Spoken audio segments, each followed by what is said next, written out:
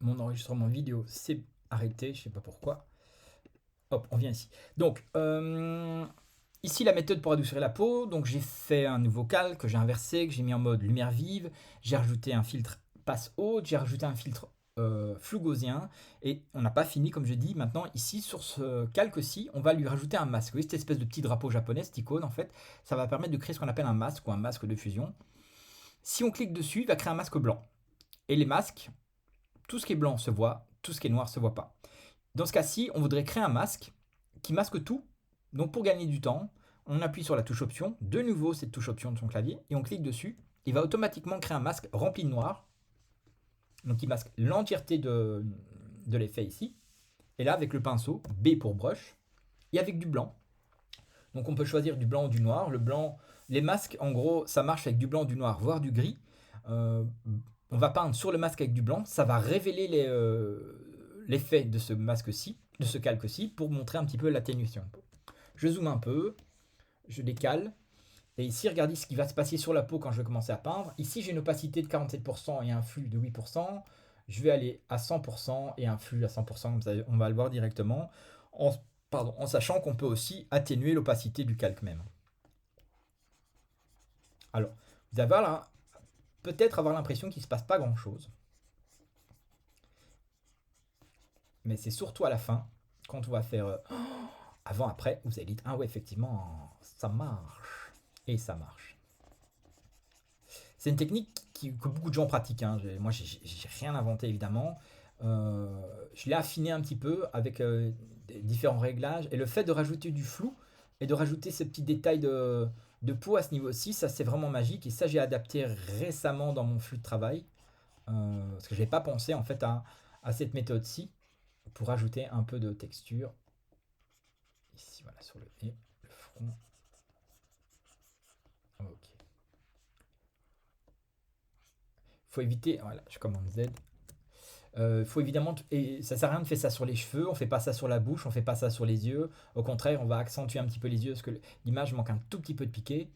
Euh, voilà, le but c'est vraiment de focaliser sur le masque et la peau et les problèmes de peau. D'ailleurs, pour voir son masque, si j'appuie sur la touche majuscule en cliquant sur mon masque, on le masque. Si j'appuie sur la touche option en cliquant sur mon masque, là on voit le masque. Et du coup, on se rend compte que, ah tiens, il y a plein de zones sur lesquelles je ne suis pas passé comme il fallait. Et pareil ici. Là, par exemple. Hop. Pareil ici. Pareil ici. Hop. Pareil ici.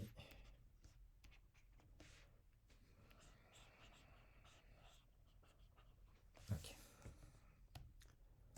Et maintenant, avant, après. On dézoome un peu. Donc là, on a assaini la peau. On a gardé un peu de texture. Avant, après. Avant, après. Et de nouveau, si on veut voir vraiment l'image depuis le début, on appuie sur la touche option, encore une fois cette touche option, en cliquant sur l'œil de son calque d'arrière-plan et ça masque tous les autres calques sauf celui-là. Avant, après, avant, après. Donc ça c'est une base de retouche beauté qui est plus ou moins simple. Évidemment il y a des étapes, vous devez le reproduire souvent pour bien comprendre le processus, mais ça marche en généralement bien. Et ce calque-ci, pour garder quand même un peu de côté naturel, moi je le mets en général à 80%. Je ne le mets jamais à 100% parce que... Et encore là, on a fait une retouche qui est sobre, hein. On pourrait aller beaucoup plus loin dans la retouche. Tu vois, ici, ça, on pourrait un peu plus atténuer encore si on veut. Mais moi, ça me convient. Le but, c'est de garder des images un peu nature aussi. C'est une rappeuse aussi, quoi. Tu vois, c'est pas, c'est pas pour une couverture de magazine, des trucs comme ça. Donc, il faut assainir, il faut embellir un petit peu, mais il faut pas la transformer en poupée Barbie, quoi. Ça va pas lui réussir et ça va pas l'aider non plus. Donc ça c'est la séparation des fréquences. Vous voyez qu'il y a encore une grande zone ici au niveau couleur. Et bien de nouveau, si je réouvre ma séparation des fréquences, vous voyez ici mon calque. Et ben je vais retourner ici et on va voir si ça marche. Je vais reprendre mon pinceau B pour brush. Je prends ma couleur rose ici. Et vous voyez que mon rose, il était un peu plus... il marche sur certaines zones, mais pas partout. Parce qu'on voit qu'il y a des zones qui sont plus sombres, des zones qui sont plus claires, parce qu'on a un peu un dégradé. Donc je fais un commande arrière, commande arrière, commande arrière. Et oui, toute cette zone-ci, bah, qu'est-ce qu'on pourrait faire? Euh, on pourrait faire éventuellement des trucs plus localisés chaque fois. On pourrait prendre un rose proche, mais vous voyez qu'il est de nouveau un peu plus clair. Donc il faudrait prendre un rose un peu plus sombre et l'adapter, mais il est un peu plus sombre. Donc ce qu'on peut faire, de nouveau, on peut retourner sur cette zone-ci, lasso. Et pareil, hop, flou gaussien. Et là par contre, on va taper les... Voilà. Est-ce que ça aide ou pas? Non, dans ce cas-ci, ça n'aide pas beaucoup. Donc on peut essayer un autre filtre. On va réessayer ici flou. Flou de surface. Et voir si il aide un peu dans ce cas-ci.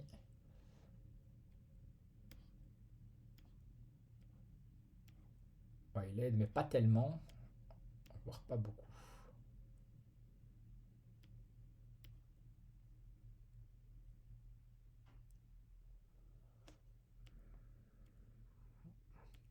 Ouais, un tout petit peu, mais pas.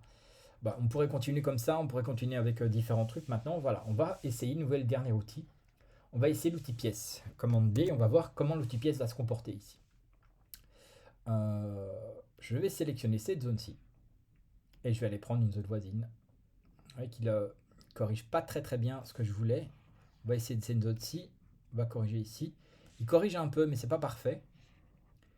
Hop, voilà. Donc du coup, on va essayer sur le calque texture et on va voir si là, il corrige un peu mieux. Et ça marche déjà mieux. Je vais aller ici, hop, il corrige. Je vais aller ici, hop, il corrige. Je vais sélectionner cette zone-ci, hop, il corrige. Oui, qu'il y a parfois des outils qui sont plus adaptés que d'autres en fonction des choses un peu à corriger. Toute cette zone-ci, hop, il corrige. Hop, pièce, pièce, pièce. C'est aussi comme ça, si jamais on doit corriger justement des... Vous faites des photos de produits et sur les produits sont pas nets, ben, cette méthode-ci marche aussi pour les produits. Hein. Ça marche, faites une boîte de cornflakes, un truc comme ça marche assez bien aussi. Et de nouveau, c'est de travailler de manière non destructive, tenir compte, ben voilà, la texture d'un côté, la couleur de l'autre. Et en général, ça marche bien. Donc on a ici, on a avancé, séparation des fréquences. Ici, je vais l'appeler peau peau 1, voilà, parce qu'on s'est focalisé sur la peau. Dans ce cas-ci, les mains, ça va. On a quand même pas mal évolué. Les petites choses qu'on va encore ajouter, on va se focaliser maintenant sur deux zones. Deux détails, et puis après, on va se focaliser sur la luminosité. Je voudrais un petit peu donner de vivant encore dans les yeux. Et pour faire ça, je vais créer un nouveau calque. Donc on a plein de calques de réglage ici, donc cette espèce de demi-cercle noir-blanc. Ça permet de créer des calques de réglage qui permet de rajouter, modifier un peu comme dans Lightroom. Hein. Jouer sur les niveaux, les courbes d'exposition, les teintes, saturation, tout ça. Il y a pas mal de choses. Je ne vais pas rentrer dans le détail de tout. Là, je vais prendre un calque de courbe. Et ce calque-ci, vous voyez que j'ai déjà un autre calque de courbe, mais celui-ci, on verra après. Hein, je crois que ça plante, non, ça marche. Je vais le passer en mode, vous voyez, quand on fait un calque de réglage, on peut déjà modifier, avoir des actions quand même un peu fortes. Et superposition, j'aime bien, et j'aime bien densité linéaire, mais je vais garder superposition dans ce cas-ci. Qu'est-ce que ça fait? Vous voyez que ça éclaircit globalement toute l'image. Et on a, n'oubliez pas que c'est une courbe. Donc on va pouvoir, attendez, je vais le mettre ici, comme ça vous allez le voir. Donc c'est une courbe, et comme dans Lightroom, on va pouvoir jouer sur les luminosités. Donc par exemple, je pourrais un tout petit peu diminuer des réglages comme ça, augmenter les tons moyens, jouer sur les tons clairs. Pour un petit peu adoucir les tons clairs, je pourrais augmenter atténuer les tons sombres. Vous voyez que mes tons sombres de noir ici deviennent gris. Donc si je vais avec mes tons sombres ici, toute l'image devient gris. A l'inverse, mes tons clairs, ils sont clairs, du coup ils deviennent noirs, même si on ne les voit pas beaucoup sur cette image-ci. Et pareil, mes tons gris, là je les éclaircis, là je les assombris. On a ici par exemple, c'est les niveaux de sortie. Est-ce qu'en sortie, je veux qu'il y ait vraiment du noir ou je veux qu'il n'y ait pas de noir? Les noirs commencent dans ces gris-ci. Vous voyez que mes noirs, au lieu de commencer dans la valeur normale, les noirs vont commencer du coup ici, et ce qui veut dire que mes gris ici vont être noirs. Ça, c'est les valeurs un peu de sortie. Dernière petite chose pour les courbes, on peut gérer les courbes sur la luminosité, mais sur les canaux rouge, vert, bleu. Votre image est composée d'une couche rouge, vert, bleu. Par exemple, ici, je vais aller dans mes rouges, parce qu'il y a beaucoup de rouge dans l'image, et je vais ici, vous voyez, si je descends, bah, l'image va rajouter un peu du cyan à ce niveau aussi. C'est pas ce que je vais faire sur ce calque-ci, donc je vais tout revenir à 0. Et donc, malgré que ma courbe est linéaire, mon image est trop claire parce que je suis en mode superposition. Celui-ci, je vais laisser en mode superposition, je ne vais pas y toucher. Je vais juste inverser mon masque, commande I pour inverser mon masque, je vais zoomer. Je vais reprendre mon pinceau, plus petit évidemment. Hop, en diminuant l'opacité. Là, je ne touche pas au flux, je diminue juste l'opacité. Je zoome encore. Hop, et encore l'opacité, je vais aller, voilà, 15%, et je vais un peu peindre. Ici, et un peu peindre là. Ce qu'on va peut-être faire plus en détail sur le shoot, le studio, c'est un peu plus essayer de rajouter, d'éclaircir un petit peu les deux yeux. Voilà, là j'ai donné un tout petit peu plus d'éclat dans les yeux. Avec cette méthode-ci, ça permet d'un tout petit peu rallumer le regard. Faut pas aller trop loin, faut pas aller trop fort. Et là, vous voyez ce mode superposition. On peut aussi passer en mode densité linéaire. Ça rajoute encore un peu plus de contraste, de pétillant. C'est ou superposition ou densité linéaire. Là, je vais laisser densité linéaire. Si c'est trop fort, on peut toujours diminuer l'opacité. Je double-clique et je vais l'appeler éclat eyes. Éclat, oh super, éclat eyes. Bref, on s'en fout. Sur le même principe, parce que les calques comme ça de réglage, on peut en faire plein. Je vais du coup, pareil, mais je vais passer dans mon outil de sélection et je vais sélectionner le boombox. Il a sélectionné le boombox et je clique de nouveau sur mon calque de réglage, courbe de nouveau par exemple, ou niveau dans ce cas-ci pour voir autre chose. Il a automatiquement créé un masque parce que j'avais une sélection active et là maintenant je peux lui demander, bah tiens, je veux que mes noirs soient plus noirs, non. Je veux que mes noirs soient plus gris, non. Je veux que mon contraste soit un petit peu plus hop et booster un petit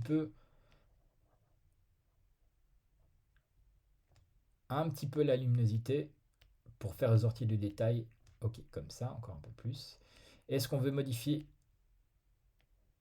Hop, on va tout petit peu diminuer la présence du rouge.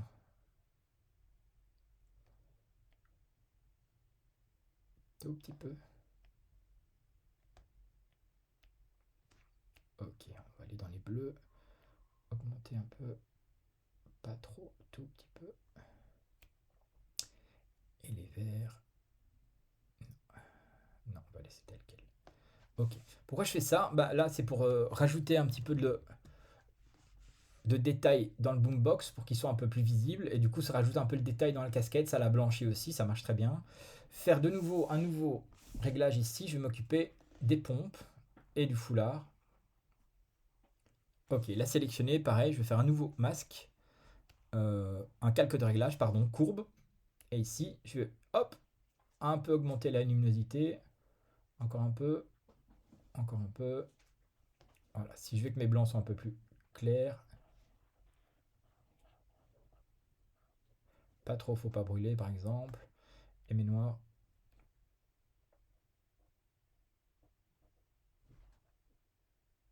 Voilà, pour un tout petit peu plus de détails. Ok, j'aimerais éventuellement... Vous voyez qu'on a un masque ici. J'ai changé les détails sur les chaussures. Et en fait, j'aime bien ce réglage-là pour changer les... J'aimerais bien changer les détails aussi sur le pantalon. Donc, sur le même masque, ici, je vais pouvoir, avec du blanc, je vais zoomer encore un peu. Boum, boum. Et je vais repeindre, je vais faire ressortir un peu de détails sur le pantalon. Zoomer encore un peu. Hop, une deuxième fois. Faut pas aller trop précis non plus, il n'y a pas de stress. Et ça va faire sortir du détail de la fibre du pantalon un peu.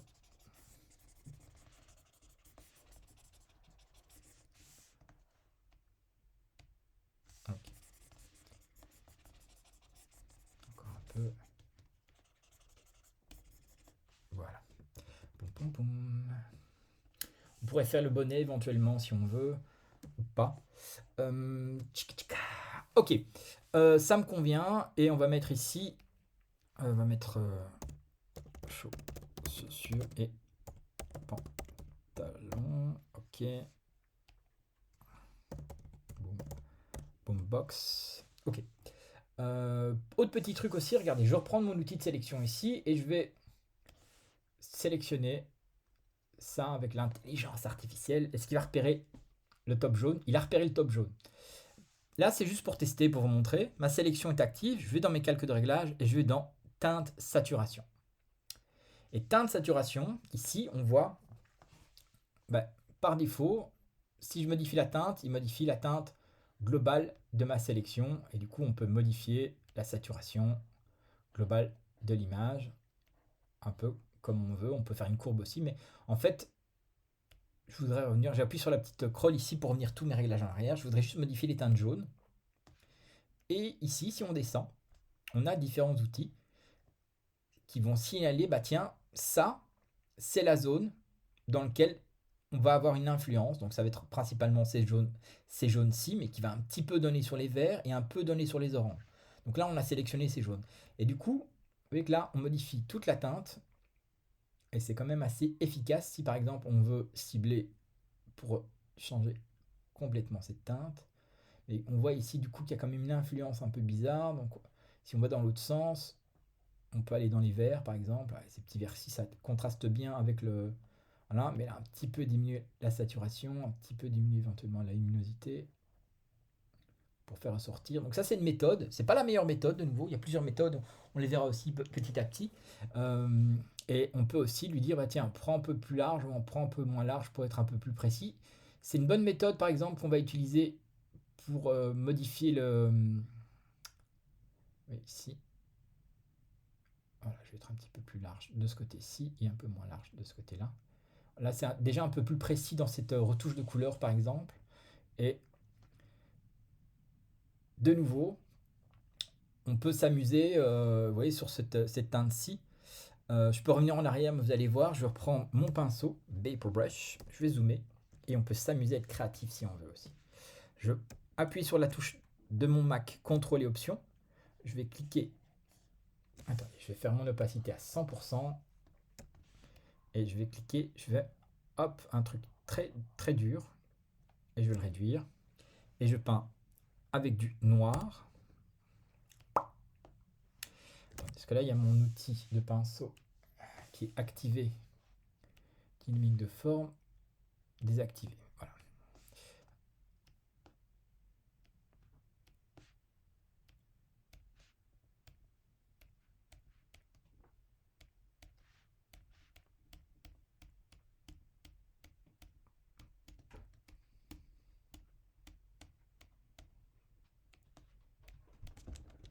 Boum. Boum. Boum. Allez, Solo, là tu m'embêtes, s'il te plaît. Descends, Solo. Allez, descends, s'il te plaît. Solo, descends. Descends. C'est pas toi le chef. Ok, reste. Bref. Je dézoome. Bouya bouya. Voilà, on peut s'amuser à faire des contrôles comme ça. L'avantage, c'est qu'on garde un petit peu l'effet texturé du pull si on veut. On peut de nouveau aussi changer les couleurs. On peut faire un peu ce qu'on veut. Pas de problème. Vous voyez que de nouveau, je vais essayer de voir si ça remarche. Vous voyez qu'il y a une influence quand même sur le jaune des bandes. Donc pareil, je vais double-cliquer là-dessus. Et je voudrais que mon effet ici n'ait pas d'influence sur les tons blancs. Mais là, ça marche pas. Attendez, on va y arriver peut-être.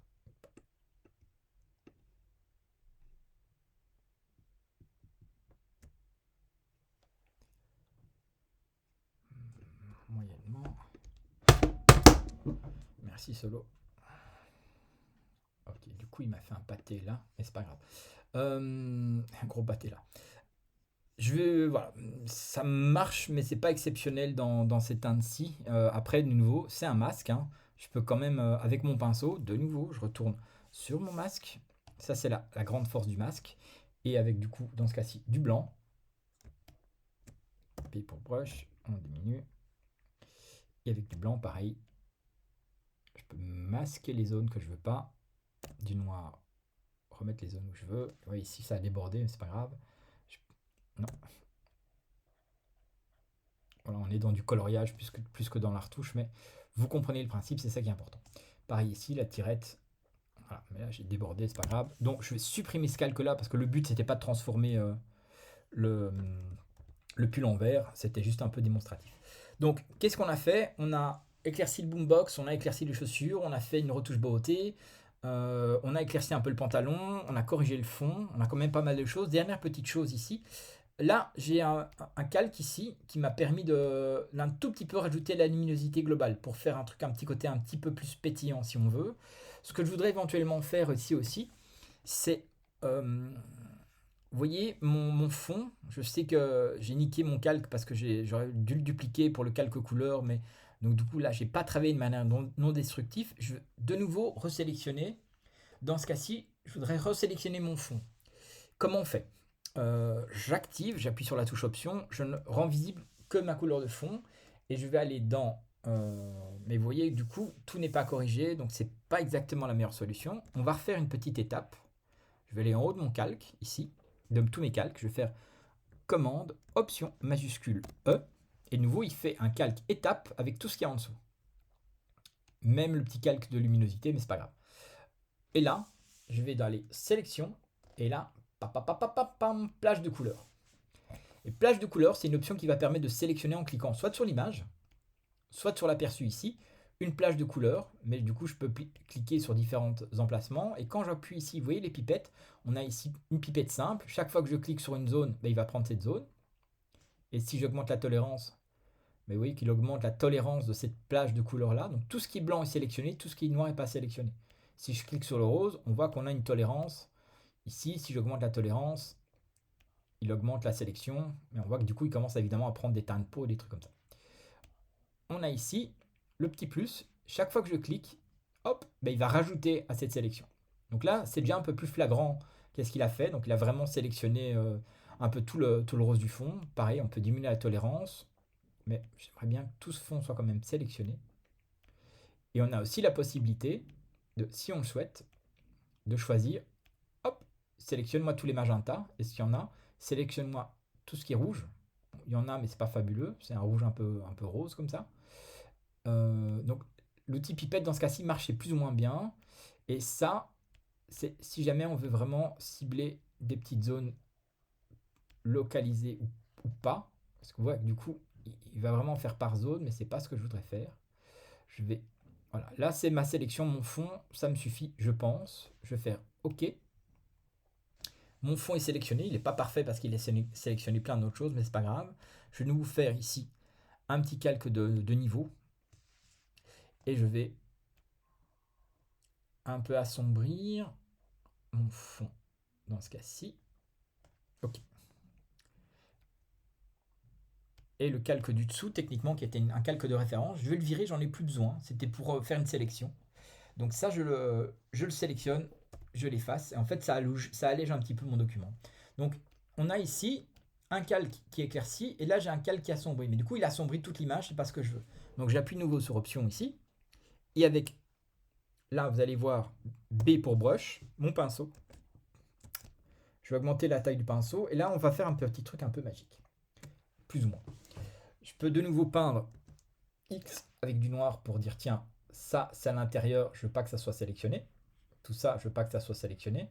Mais du coup, on va avoir des zones sur les bords qui sont un peu contrastées. Ça va être pas évident de le faire de manière précise. Vous voyez ici, c'est un peu gris. Et bien, on va passer son pinceau en mode.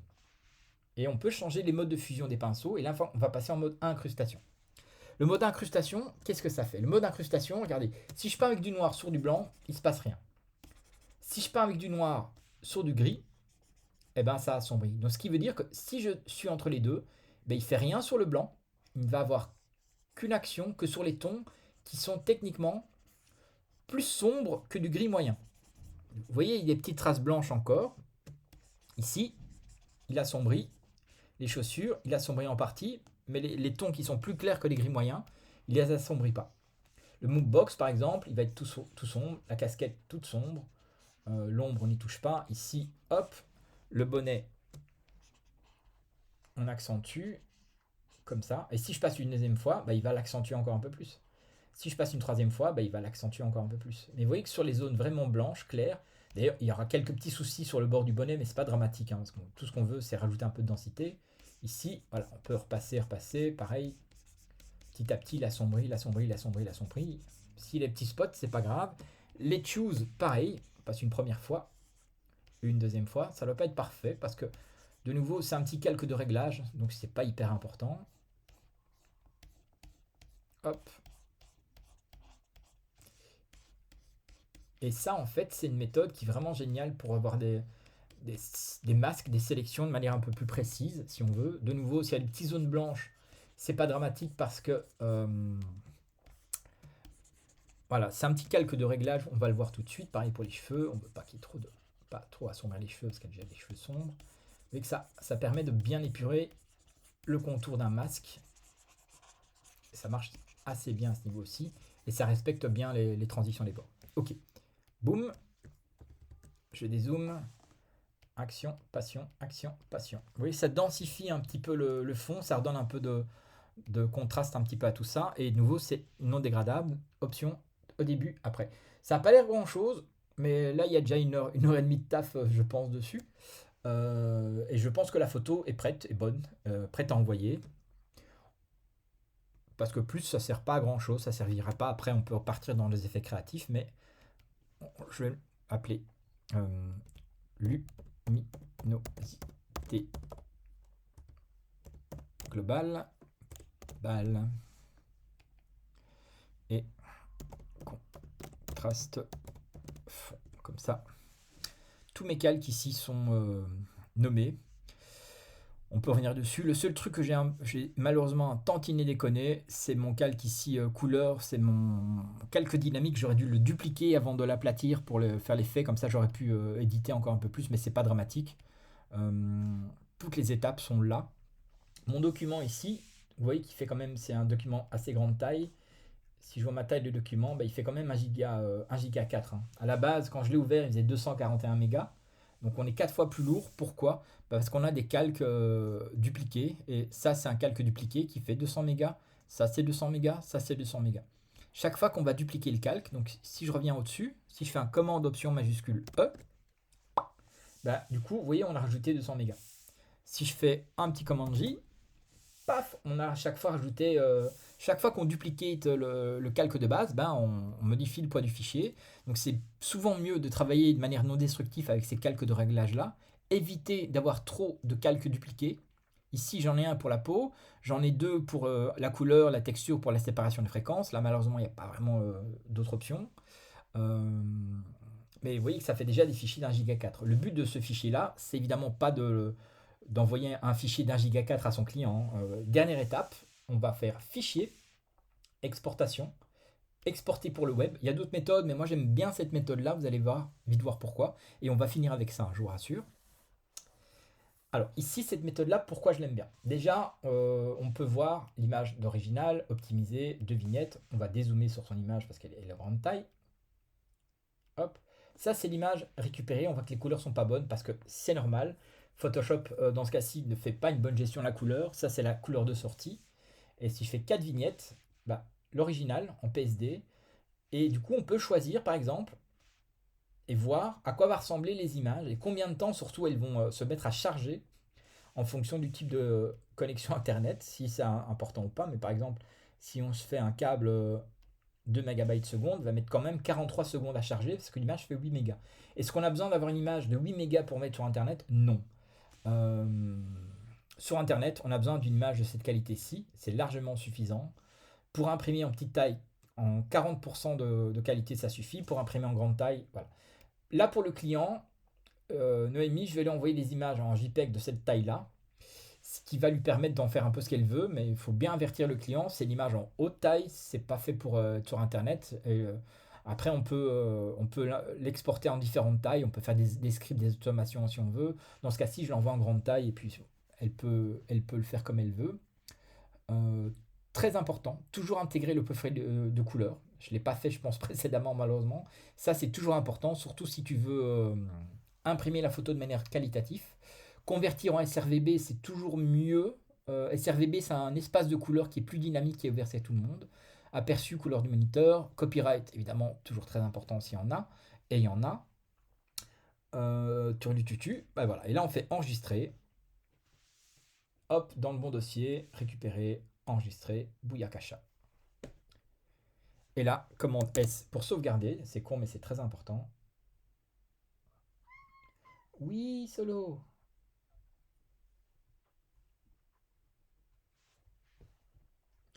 Ok, bah, je crois que je vais arrêter la vidéo ici de toute manière. Tout est dit. Je vais vous partager le fichier PSD aussi, comme ça vous allez pouvoir l'utiliser, l'analyser si vous voulez. En fait, cette méthode-là, c'est un peu la même méthode que j'ai appliquée sur toutes les autres images pour avoir un rendu un peu constant sur le rendu que je vais rendre. Après, libre à vous d'adapter, d'être créatif, de faire des effets si vous voulez.